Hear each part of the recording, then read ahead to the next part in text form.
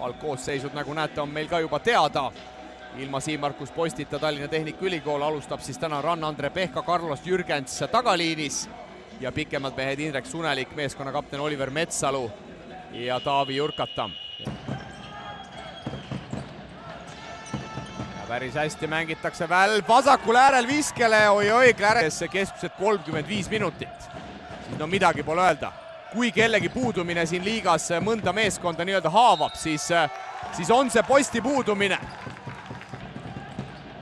Ja Pökler on sellega ühtlasi ka Kalev Cramo parim skooritegija, Jürgensi kolmene.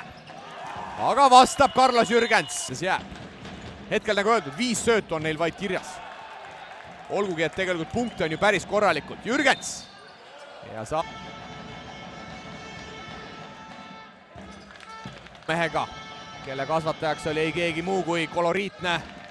Ja Kuuba ründelauast Metsalu vastu tõstab teise poole esimesed 2 punkti ära. Ja näis, millised järeldused siis meeskonnad poole ja pausil teinud on. Seda palli otsaudist mängu panema. Jürgens sööt välja, Suneliku kolmene ja Sunelik saab ka käevalge. Praegu sellisel hetkel viskab mööda mõlemad vabavisked.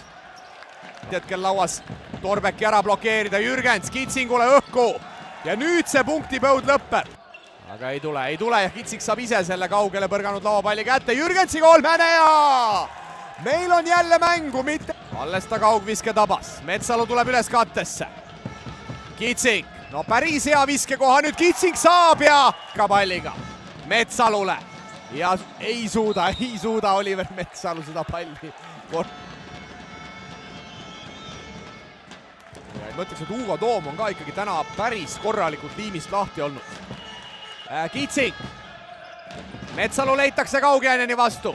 Jürgens täiesti vaba kolmane paremas nurgas ja Carlos Jürgens. Millised mängumehed tõusevad esile?